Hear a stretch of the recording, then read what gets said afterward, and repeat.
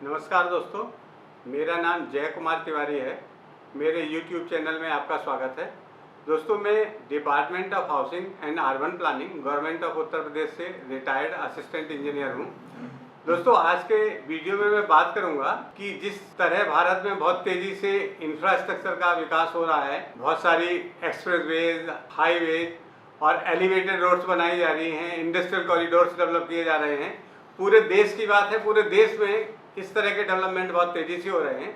और जब किसी देश में इंफ्रास्ट्रक्चर का, रोड्स का, रेलवेज का डेवलपमेंट बहुत तेजी से होता है तो इन रोड्स के किनारे किनारे औद्योगिक विकास की संभावनाएं बढ़ जाती हैं। डिफरेंट और एक्टिविटीज जिसमें कि कॉलेजेस हैं, रेजिडेंशियल प्रोजेक्ट्स हैं, SEZ हैं, इन सब के विकास होने की संभावनाएं बढ़ जाती हैं। और ये देश के लिए एक अच्छा संकेत है, क्योंकि जब देश में इस तरह की परियोजनाओं का विकास होगा तो देश में जो आर्थिक विकास है वो भी होगा और रोजगार के अपार अवसर सृजित होंगे। लेकिन इसके साथ ही जैसे रोड के विकास तेजी से हो रहे हैं तो इन रोड्स के किनारे बनने वाली जो विभिन्न परियोजनाएं हैं, इन परियोजनाओं के लिए इन एक्सप्रेसवेज पर, हाईवेज पर या स्टेट हाईवेज पर या नेशनल हाईवेज पर जो नए बन रहे हैं, जो भी नए प्रोजेक्ट आने वाले हैं, उनके प्रोमोटर्स को जब अपना प्रोजेक्ट उस रोड के किनारे जो लैंड खरीदेंगे उस पर डालेंगे तो उन प्रोमोटर्स को ये समस्या आ सकती है कि जो नए बनने वाले रोड्स हैं, एक्सप्रेसवेज हैं या हाईवेज हैं या नेशनल हाईवेज हैं,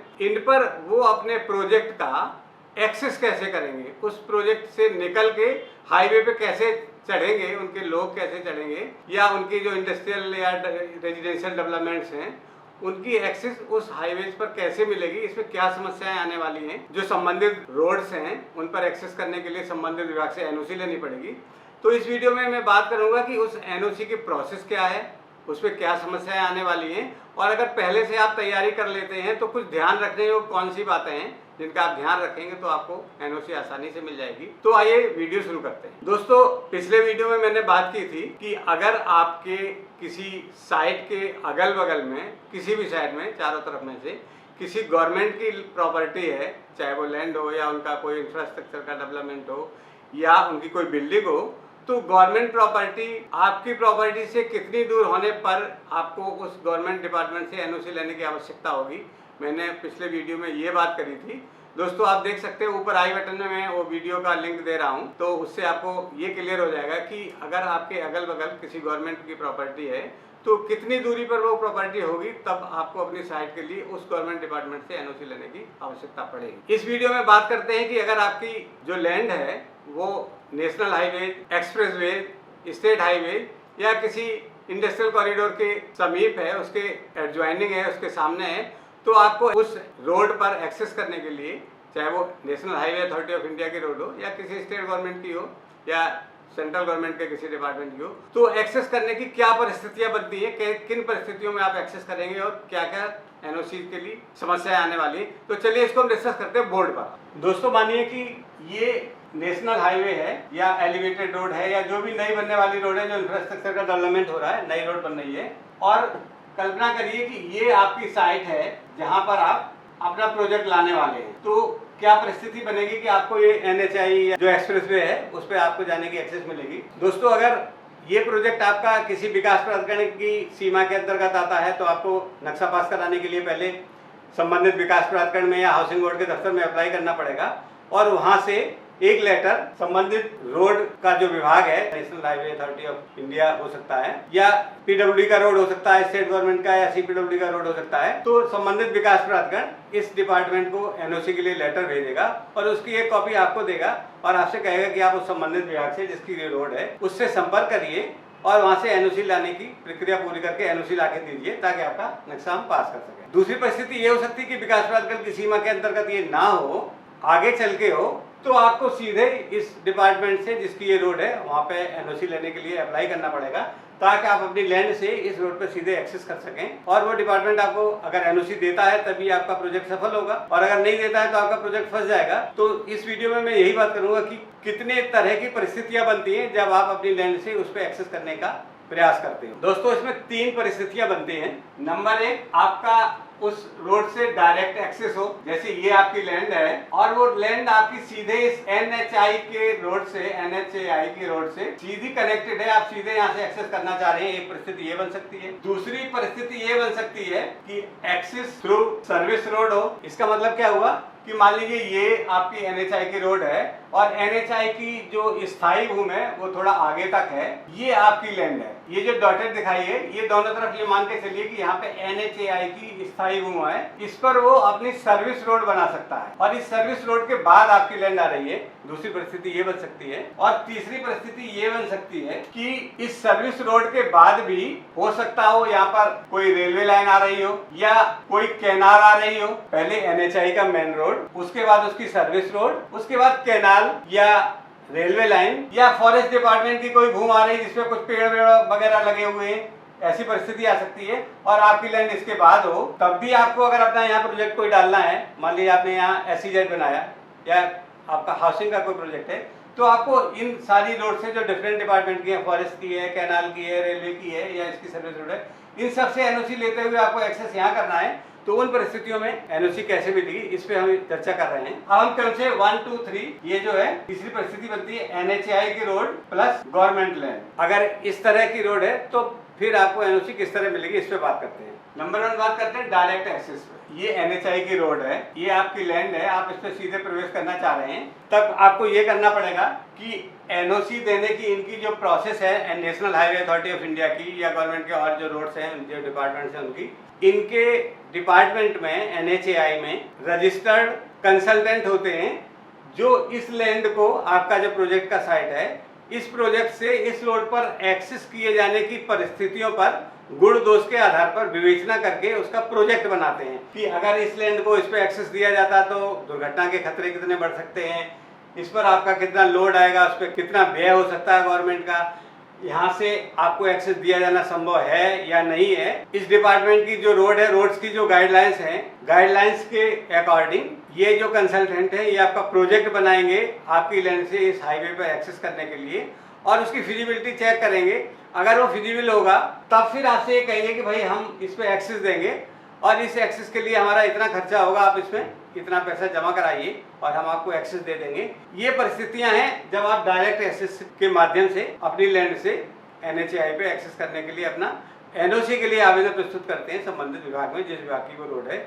तो आपको इनके रजिस्टर्ड कंसल्टेंट से अपना प्रोजेक्ट बनवाना पड़ता है। वो प्रोजेक्ट की वायबिलिटी और फिजिबिलिटी इनके डिपार्टमेंट के जो लीगल और टेक्निकल एडवाइजर्स है वो चेक करते हैं और उनके नॉर्म्स के हिसाब से अगर यहाँ पे NOC दिए जाने योग्य पाया जाता है तब आपको NOC देते हैं। ये सिंपल प्रोसेस है डायरेक्ट एक्सेस के लिए। अब दूसरी बात करते हैं दूसरे पॉइंट पर कि एक्सेस थ्रू सर्विस रोड। मान लीजिए ये नेशनल हाईवे अथॉरिटी की आपकी रोड है और इसके किनारे किनारे ये सर्विस रोड बनी हुई है और आपकी जो लैंड है वो यहाँ पे है। फिर आपको कैसे करना पड़ेगा? सिंपल है, उसी तरह का अगर विकास प्राधिकरण की सीमा के अंतर्गत है तो विकास प्राधिकरण में जब अपना नक्शा पास कराने के लिए आवेदन करेंगे तो विकास प्राधिकरण से या हाउसिंग बोर्ड से यहाँ से एक लेटर NHAI को जाएगा, उसमें लिखा जाएगा, जिसमें आपके मानचित्र की 3 प्रतियां लगेंगी, ऑनरशिप के डॉक्यूमेंट लगेंगे, आपका एफिडेविट लगेगा और ये लिखा जाएगा कि भाई ये लैंड इस आवेदक की आपकी NHAI के रोड के किनारे जो सर्विस रोड बनी हुई है वहां पर एक्सेस मांग रहे हैं। आप इनको अपनी परिस्थितियों और गुण देश का आधार पर परीक्षण करके NOC देने की कृपा करें। फिर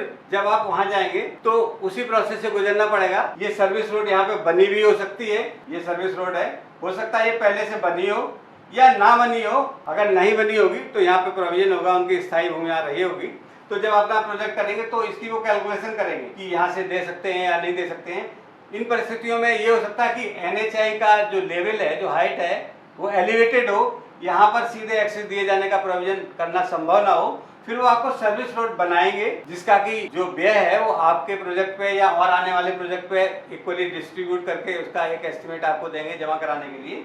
अगर उनकी सारी फिजिबिलिटी और वायबिलिटी उनके मानकों के अनुसार पूरी होती है, फिर वो सर्विस रोड के माध्यम से, अगर NHAI यहाँ पे एलिवेटेड है तो सर्विस रोड के माध्यम से आपको जहाँ पर भी उनको उचित होगा यहाँ पे आगे चढ़ा के आपको एक्सेस देने के लिए एनओसी देने का प्रयास करेंगे। लेकिन यहाँ पे भी आपको वही करना पड़ेगा कि आपको अपना इनके रजिस्टर्ड कंसल्टेंट से प्रोजेक्ट बनवाना पड़ेगा और प्रोजेक्ट में ये सर्विस रोड ऑर्डर डिटेल वो उनके कंसल्टेंट बनाएंगे, फिर आपके यहाँ सबमिट होगा। इस डिपार्टमेंट के लीगल और टेक्निकल एडवाइजर उसका परीक्षण करके परिस्थितियों के और गुणदोष के आधार पर आपका एनओसी देने की प्रक्रिया पूरी करेंगे। अब बात करते हैं तीसरे बिंदु पर। यहाँ पे हो सकता है कि आपका पहले तो एनएचएआई का रोड है, फिर उसके बाद सर्विस रोड है, ऐसी परिस्थिति बन सकती है। फिर हो सकता है गवर्नमेंट के डिपार्टमेंट की कोई लैंड हो, जैसे कि अभी हमने बात करी थी, हो सकता है रेलवे की हो या कैनाल हो कोई, या फॉरेस्ट डिपार्टमेंट की कोई लैंड आ रही हो। मान लीजिए ये एनएचएआई है, इसके किनारे सर्विस रोड बनी हुई है और इस सर्विस रोड के बाद भी ये मान लीजिए कैनाल आ गई, CANAL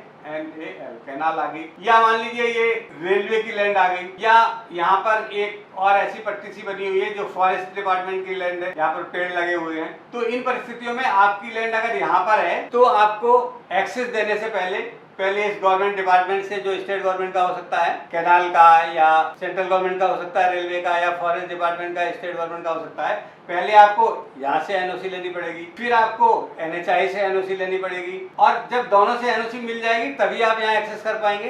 तो इन परिस्थितियों में एनओसी लेने की कितनी परिस्थितियाँ, कितने डिफरेंट वेज हैं, क्या क्या समस्याएं आ सकती हैं, इस पे हम लोग बात करते हैं। जैसा कि आप बोर्ड पर देख रहे हैं, ये हमने आपका हैच कर दिया, ये है एनएचआई मेन रोड। हो सकता है ये एलिवेटेड हो या लेवल हो, इस तरह जो हैच कर रहे हैं ये इस एनएचआई का सर्विस रोड हो सकता है ये मौके पर बना हो या ना बना हो, तो प्रोविजन हो वहाँ आगे बनाने का। ये उनकी एनएचआई की स्थायी लैंड है, कह सकते हैं आप कि यहाँ से लेकर यहाँ तक एनएचआई की लैंड है। और इसी तरह दूसरी साइड भी सर्विस रोड हो सकती है, तो यहाँ से लेकर यहाँ तक एनएचआई की स्थायी लैंड है, जिसमें कि मेन कैरिज वे और दोनों तरफ सर्विस रोड शामिल है। अब इसके बाद ये जो क्रॉस हम कर रहे हैं, ये आपकी किसी गवर्नमेंट डिपार्टमेंट की दूसरे डिपार्टमेंट की लैंड हो सकती है।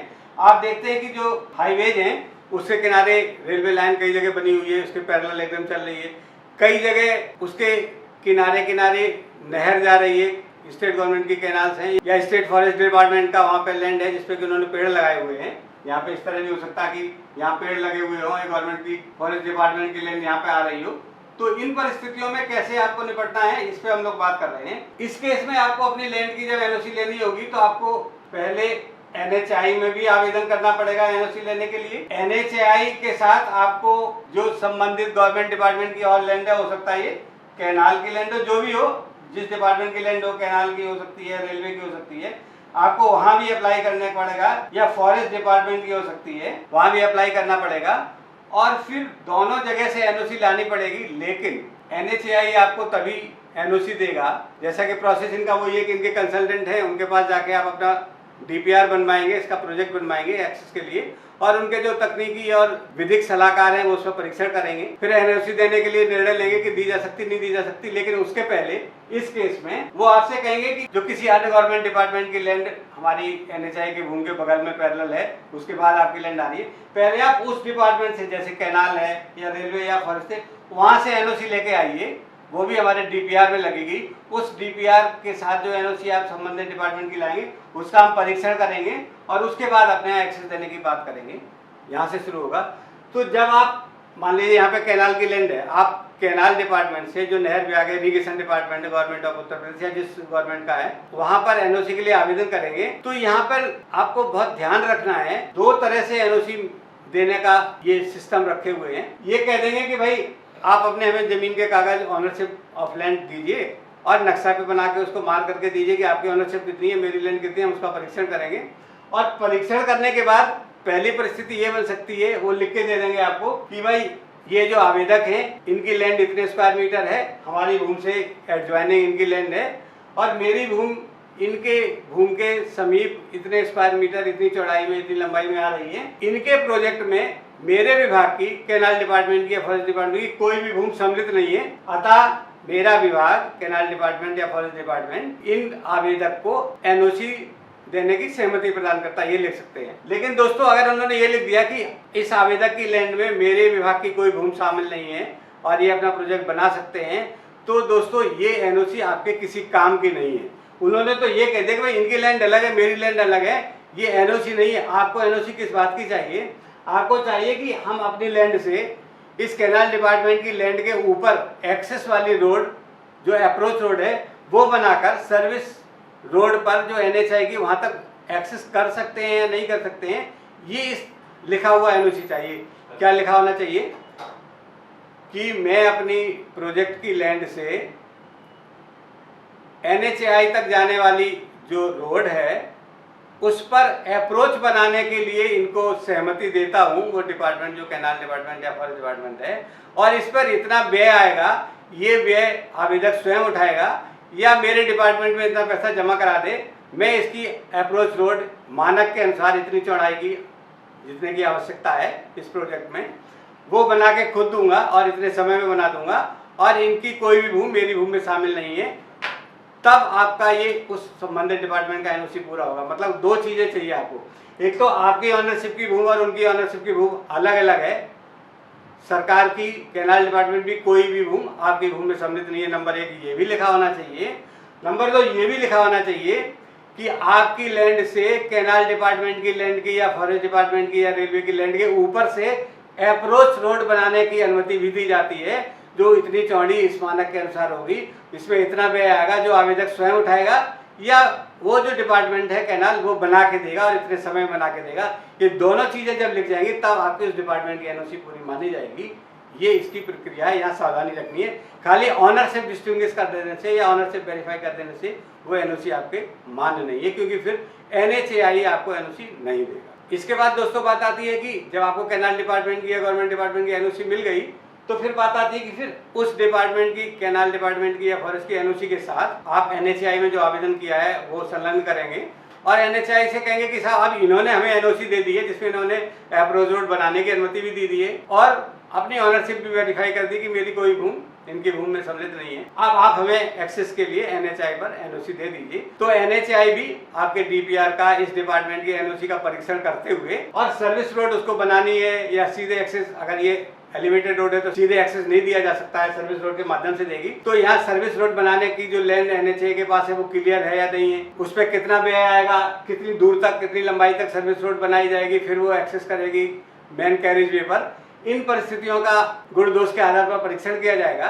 उनके कंसल्टेंट इसका DPR बनाएंगे, इस NOC का अध्ययन करेंगे और जो समानुपातिक व्यय है अप्रोच रोड बनाने का या सर्विस रोड बनाने का वो आपसे जमा कराएंगे और अगर उनके सारे मानकों में आपकी NOC देने योग्य पाया जाता है तो फिर आपको NOC देंगे। इस तरह जब आपको NHAI की फाइनल NOC मिल जाएगी, संबंधित गवर्नमेंट डिपार्टमेंट की फाइनल NOC मिल जाएगी जिसमें ऑनरशिप भी डिफाइंड होगी और अप्रोच रोड बनाने की अनुमति भी क्लियरली लिखी होगी, तब आप इस रोड पर एक्सेस कर सकते हैं। ये पूरी प्रक्रिया हाईवेज पर एक्सेस करने के लिए अपने प्रोजेक्ट पर। दोस्तों ये थोड़ा सा बताने में लेंदी लग रहा है प्रोसेस, लेकिन जब आप इस तरह अप्लाई करके आवेदन करके आप NOC लेके अपना नक्शा पास कराएंगे तो समस्या कुछ आने वाली नहीं है भविष्य में। और ये NOC मिलने की प्रक्रिया गवर्नमेंट ने निर्धारित की हुई है, मिल जाती है। लेकिन मैं आपसे यही अनुरोध करूंगा या अपेक्षा रखूंगा कि NOC लेने के बाद ही आप अपना प्रोजेक्ट का निर्माण या विकास कार्य शुरू करें, क्योंकि अगर आपने NOC नहीं ली और आपने शुरू कर दिया तो आपको कंप्लीशन नहीं मिलेगा, गवर्नमेंट की कोई भी सुविधाएं नहीं मिलेंगी, अंत में ये अवैध कॉलोनी के रूप में डेवलप हो जाएगी या प्रोजेक्ट आपका अवैध हो जाएगा और फिर आप काफी समस्या में आ सकते हैं। इस बात का थोड़ा सा आपको ध्यान रखना है। अब दोस्तों बात करते हैं कि जिस तरह तेजी से भारत में इंफ्रास्ट्रक्चर डेवलपमेंट हो रहा है, विभिन्न रोड्स बन रही है, नेशनल हाईवेज है, एक्सप्रेसवेज हैं और स्टेट गवर्नमेंट की हाईवेज हैं, तो इसमें NOC लेने की प्रक्रिया में आसानी रहे, लोगों को सुविधा रहे, इसके लिए भारत सरकार ने एक योजना बनाई है और वो योजना इस समय लागू हो गई है। उस योजना में अगर आप आवेदन करते हैं उस योजना के माध्यम से तो आपकी NOC लेने के लिए सरकार के अन्य डिपार्टमेंट जहां से क्लियरेंसेस लिए जाना है, एनवायरमेंट डिपार्टमेंट है, नेशनल हाईवेज है या जो पॉल्यूशन कंट्रोल का ऑफिस है या रेलवेज है या CPWD या PWD के डिपार्टमेंट है, वो सारे डिपार्टमेंट आपके क्लियरेंसेस देने के लिए PM गति शक्ति योजना के माध्यम से एक पोर्टल पर कनेक्ट हो जाएंगे और अपनी मानकों के अनुसार आपके प्रोजेक्ट का एक साथ परीक्षण करेंगे। आपको अलग अलग डिपार्टमेंट में नहीं दौड़ना है और एक निश्चित समय अवधि पर आपको सारे डिपार्टमेंट क्लियरेंसेस दे देंगे और सारे डिपार्टमेंट से क्लियरेंसेस मिल जाएगी। इसका मतलब आपकी सारी NOC मिल गई, आगे आप अपने प्रोजेक्ट को डेवलप कर सकते हैं। ये है PM गति शक्ति योजना का लाभ जो आपको मिलने वाला है। गवर्नमेंट ने अभी इस PM गति शक्ति योजना को पूरी तरह लागू कर दिया है। तो दोस्तों ये वीडियो यही समाप्त होता है। नमस्कार, अगले वीडियो में किसी नए टॉपिक पर फिर आपसे मुलाकात करें।